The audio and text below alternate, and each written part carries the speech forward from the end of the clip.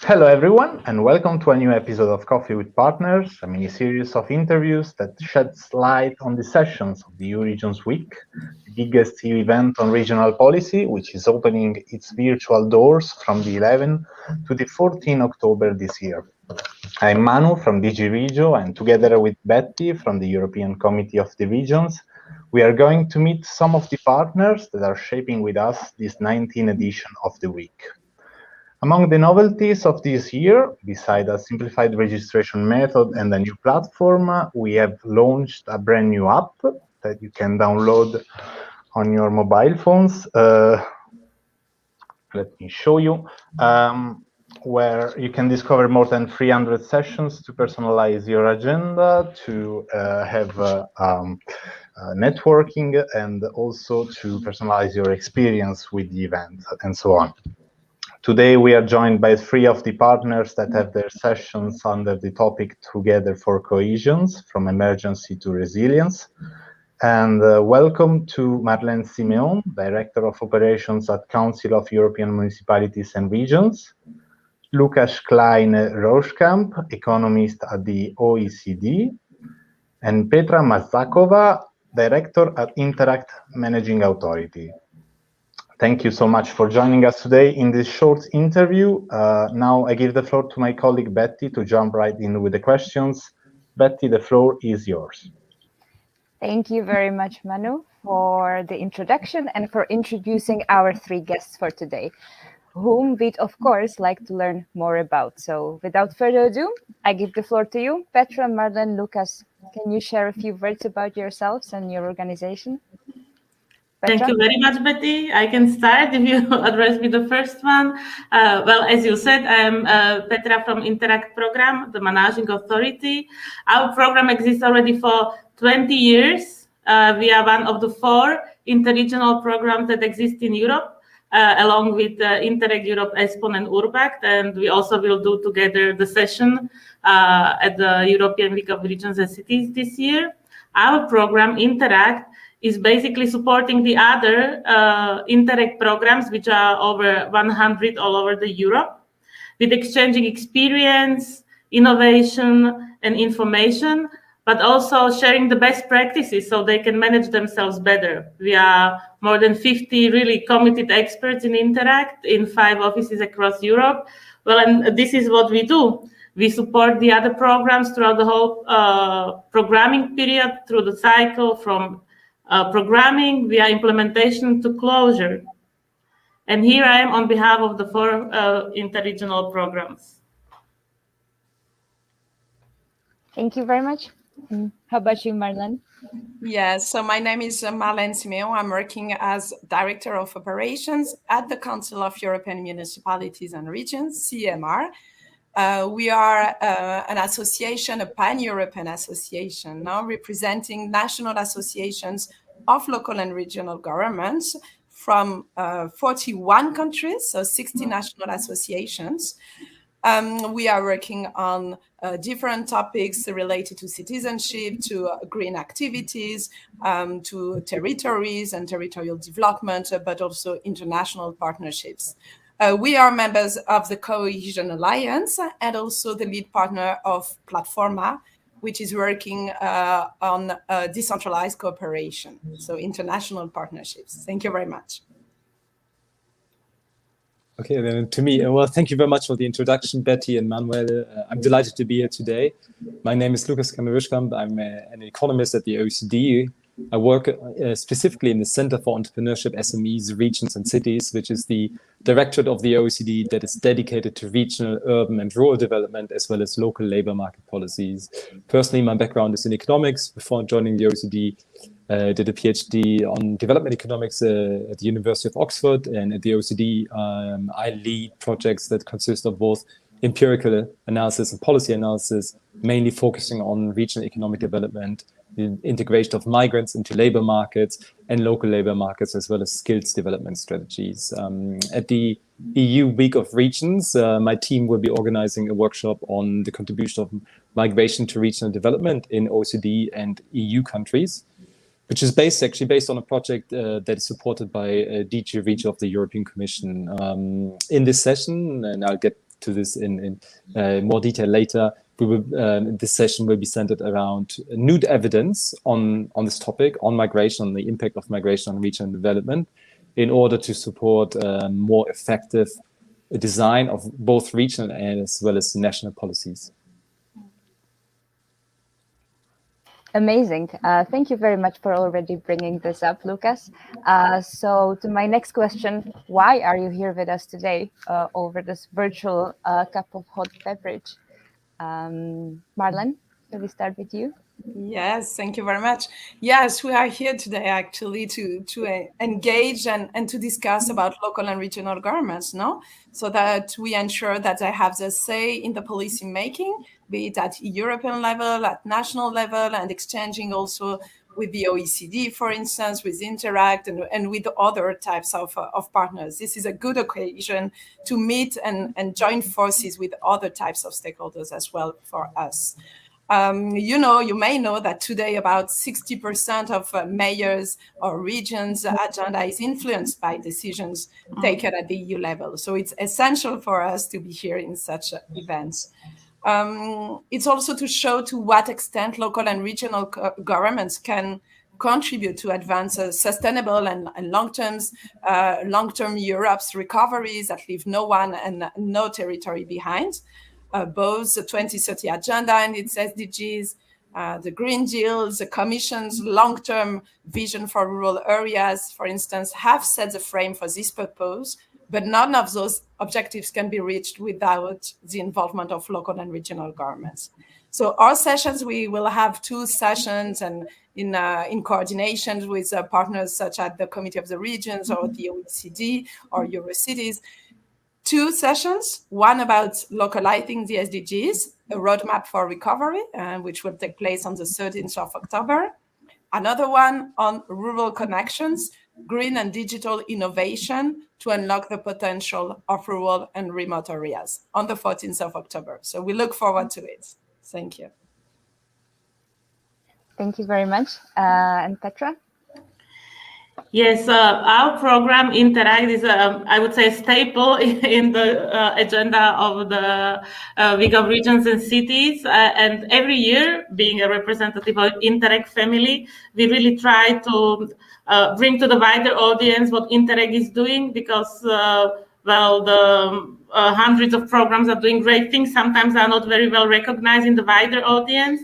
So we are organizing a project slam, where you will be able to follow beautiful projects from across Europe that the best Interact can deliver. Also, we will organize a workshop on how harmonization can help territorial cooperation, so we don't all fill in different templates, but really have one single set of documents that beneficiaries can follow. But we also will bring you the novelties in 2021-2027 period in Interact world, and of course, the new possibilities that come with these novelties. Thank you. And finally, Lukas, tell us more about what you're preparing for this year. Okay, sure. Well, I mean, first I would like to echo what Marlene was saying. For us, for the OECD, the EU Regions Week of EU Week of Regions and Cities is really a splendid opportunity to meet, discuss, and exchange ideas with other partners that work on regional development. So, myself and my colleagues have been sort of a staple as well, and I'm looking forward to this. Our workshop at this year's occasion will bring something new to the table and fill a striking void in the public discourse on migration, which is a hotly debated topic. Our main ambition for the underlying project for this workshop for the past 2-3 years has really been to advance our collective understanding of the contribution that migration makes to regional development. For that purpose, we've engaged in large data collection efforts to bring novel data to the table, especially at the local level. But also, we've been trying to go beyond existing evidence to elicit new findings on a range of dimensions, such as trade, regions' international competitiveness, their innovation capacity, or the regional income. And for more precisely on our objective, the main purpose of our ambition of our workshop this year is to really expose a broad audience to this new evidence and discuss the possible implications and consequences for policy making, and with an audience of academics, policymakers, experts from all range. And we also, I think this is important to highlight, we hope that our workshop will also help to debunk some myth about migration, and as well as substantiate evidence on some remaining challenges that really will hopefully help regions manage and make the most out of migration. Thank you so much. And so why would you say that the viewers that are watching us right now should join your session, Lukas? And once they do, what are they supposed to expect? Okay, and I think it's a very good question, an excellent question indeed. I mean, well, as I was saying, our session will be on migration and the contribution of migration to regional development. And in itself, migration is one of the most important challenges EU and OECD policymakers face due to its scale, but also because of its need, given the problem of aging in many places, especially in Europe. We think that's why it warrants a lot of attention. So in the session, we really will share and discuss new evidence on the actual contribution of migrants to many dimensions of regional development, in terms of labor supply, skills shortages, trade links, innovation, and demographic change. And we will also try to really engage with our stakeholders to elaborate key challenges for better integration of migrants, as well as how those challenges will differ across regions. So that means our target audience will probably consist of policymakers, researchers, international organizations, social partners, as well as really anyone who's interested in migration or regional development. And if I just may say, I mean, ideally, we hope that our audience will gain a better understanding of those issues and be confronted with facts on a topic that is often hotly debated but lacks evidence. Yes, thank you. Thank you so much. And the same question goes to you, Marlene. Yes, for us. Thank you very much. And for us, it's really about this new context now we are entering into with the Green Deal, with the new vision for rural areas, the 2030 agenda and its localization. So we have to save the opportunities to make sure that no one and no place is left behind. And we have until 9 years until 2030. So it's now that we have to act, and in every types of territories. So we believe that all of our topics will address these global challenges and agenda that we all need to achieve together at all levels of governance, and including by localizing them in our territories and opening opportunities to citizens to own the solutions as well. It will help release also and discuss some results that we had on different studies with our partners on the localization of the SDGs in Europe and with partner countries, but also on rural areas.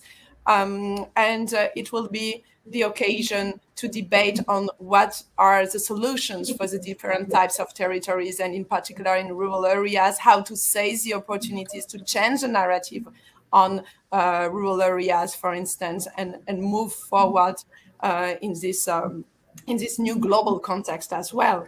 So we will really try to connect the current reflections on Europe's future and leadership to leave no one and no place behind again. So our target audience, it's really rural stakeholders, rural, local and regional leaders and communities join forces together, join the reflection together through interactive exchanges, also with EU and local decision makers working on rural development, but also everyone interested in more generally in sustainable development, mobility or digitalization, for instance. So very an interactive session to bring ideas, to discuss those ideas and to see what we can do for our future. Thank you. Shall I continue then? Yes, please. Yes. The floor is yours. Yes, thank you very much. I already mentioned that we are involved in several sessions, but this one I will mention is the one with the other three interregional programs, Interreg Europe, Urbact, and ESPON. I must say we already have 100 plus registered participants, so hopefully we will deliver and we will live up to the expectations, but I say always the more the merrier, so hopefully even more will join. Our joint workshop will be focused on the cooperation opportunities and how we will support knowledge in the new programming period. We are all programs that are currently preparing for the 2021-2027. And we will support the stakeholders in different areas, in cities, in between regions, providing territorial evidence, all as Interreg supporting the implementers. And I hope that the participants will get information about each and every program, what we are preparing, how are we preparing our synergies and complementarities, because sometimes really the beneficiaries can get something out of each program subsequently, and then really have a much deeper impact and better effect. And of course, our programs invite everyone who is interested in all things Interreg, and specifically all the bodies implementing the programs, policy makers, but really everyone who would like to either participate in one of the programs or just know what we are preparing for our beneficiaries. Thank you very much. So as we can see, we're standing in front of a very packed and amazing agenda for all the sessions you've mentioned. And since we have you here for this little chat, we could maybe also dig into some more specific questions regarding your organizations and your sessions. So since we ended with you, Petra, maybe could you tell us what are Interreg's priorities now for a very important topic that's on all of our minds, and that is EU recovery?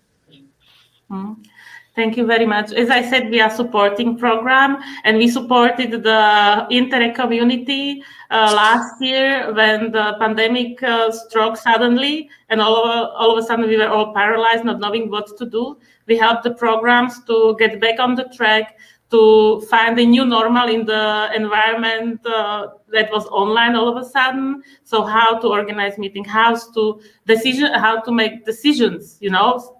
You don't know, huh? All of a sudden we are not meeting in situ, and basically how to run the programs. And I was really amazed how they recovered very fast and were able to reroute their activities, because of course we were all asked to support the fight against pandemic, and Interreg was no exception. So the programs, they really mobilize themselves, and we Interreg, we have a very nice database collecting all projects, which it's called keep.eu, and we identified that more than 200 COVID-related projects were implemented in the Interreg family, with more over than 1,200 partners, which is a great thing. And mentioning maybe just one example for all, it's called FILA projects in IPA, CBC, Italia, Albania, Montenegro. They had the 3D printer that was originally used for innovation in agriculture, but then they realized, okay, this is not needed now, we need to rethink, and they started to print things for healthcare, the mask, the visor, so all equipment that was necessary but not available at the moment, and that was a great thing. And now I'm speaking for all Interreg, not my program, that really it's amazing to see how people can be creative and react fast when the need is there. Yes, indeed. I am myself also aware of this 3D printing story, and it's an amazing example of cross-border cooperation. Yeah.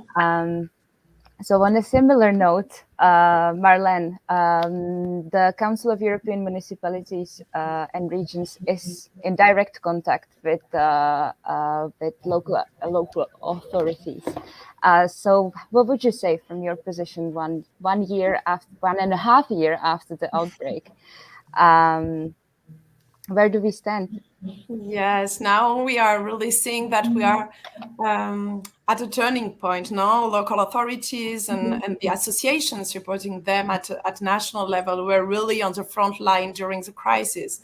But now we are also at a moment where we want to draw some lessons on what happens, and we realize, and I think that it's time that the governance as well change. The way decisions are taken and the way local authorities are involved in the national and European decision making is very important for achieving results on the grounds. So we have been asking for many years now for a true multi-level governance, and this became a reality check to pass through the crisis. We can see that local finances have been hit hard in many corners of Europe, and we will launch a study on the impact of COVID-19 on local finances very soon. And the plans and the recovery and resilience plan that are now developed by the national governments are very important also for local authorities. They can give many investment opportunities and improve the quality of life, but things are happening on the ground, so they need to be involved in this. So this is really this turning point of how to change a governance model and how to involve local authorities, citizens through their local authorities as well. What we can see for rural areas in particular, if I may, because we have these specific sessions on this topic, is a change of narrative as well. The perception of rural areas have evolved during the crisis, where a lot of citizens from the cities were also looking for a higher quality of life in the surroundings, in more the rural areas. So there is a recognition that there is a need for them to be further connected, but also to build their own self-sufficiency and place where communities are built. So this recognition is also evolving in the policies and in the way they are seen by the policymakers. So yes, cooperation and inspiration also from other municipalities were really crucial in this period, and we can see that it's really continuing now. Municipalities, regions need to be inspired by each other, and including through the national association. Thank you very much. Indeed, very, very interesting insights. And Lukas, with you, I would like to return to the topic of your session, which is migration, and it's also very, very important topic also for the Committee of the Regions and our Civics Commission. Tell me, do you think can we observe any differences between the different regions in the EU and the way they handle integration of migrants into the labor market? Yes, I actually do, and we do have the evidence on this. So when we think of, I think, to start out with, when we think of migration, we first have to recognize that it varies a lot across regions as to the challenges when it comes to the labor market integration of migrants, as well as the opportunities to really reap based on migrants' potential and their skills. So we do see a lot of differences, and when specifically on the labor market, we can see important differences both across EU regions as well as between regions, even within the same country. Just to give you one example, for instance, in Germany and Hungary, the employment rate of migrants can differ up to 20 percentage points between regions in the same country. So it's quite astonishing. So there are huge differences, and there are certainly underlying issues. And overall, I'd say we can identify three major factors that hold back the labor market integration of migrants in EU regions. So first of all, it's really an issue of gender. Gender gaps are astonishingly high across for migrants. Then there's education, and there's also the issue of the local economy structures. So to put this a little bit more into context, in general, we see that a lot of differences across EU regions are driven by a lack of integration or lack of labor force participation of female migrants in those places. So oftentimes the gap between natives and migrants overall tend to be really high, only in places where we observe low female labor market integration rates. Then, of course, additionally, we see quite a lot of differences based on the level of education that migrants possess in different types of regions. For instance, urban regions tend to attract more skilled migration, which facilitates their integration into workforce. And likewise, the local economy structure plays quite an important role. For example, over recent years, regions that have a stronger service-based economy seem to have been able to narrow the gap between natives and migrants. So in that sense, there are quite a lot of differences. There are some factors that seem to be playing an important role in explaining these differences. And in that sense, going forward, when we talk about policy, such as, for instance, cohesion policy, there's a lot of room for maneuver, or there's this scope for addressing these issues, especially when such policy helps to support or provide measures that support female labor force participation or alleviate barriers to accessing the labor market, offering training opportunities for migrants, improving the recognition of foreign skills and qualifications, or encouraging entrepreneurship among migrants. Thank you very much. Honestly, you have me sold to register for your session. All three of you, actually. It's always amazing to have such great guests here with us. And thank you for being here. Thank you for presenting what you're preparing for this year's EU Regions Week. And now over back to you, Manu. Thank you, Betty. And thank you all for presenting your work, your organizations, and for teasing us with your sessions. It has been a very short, rich, and intense discussion. I'm sure we will learn more during the EU Regions Week from the 11th to 14th October. Thank you again for being with us, Marlene Siméon, Director of Operations at Council of the European Municipalities and Regions, Lukas Kleine-Rueschkamp, Economist at the OECD, Petra Masacova, Director at Interact Managing Authority. See you very soon with another episode of the Coffee with Partners, and don't forget to look for the hashtag EU Regions Week on social media to register to the event and to download the app of the EU Regions Week. See you very soon. Bye. Thank you. Bye. Thank you. Bye.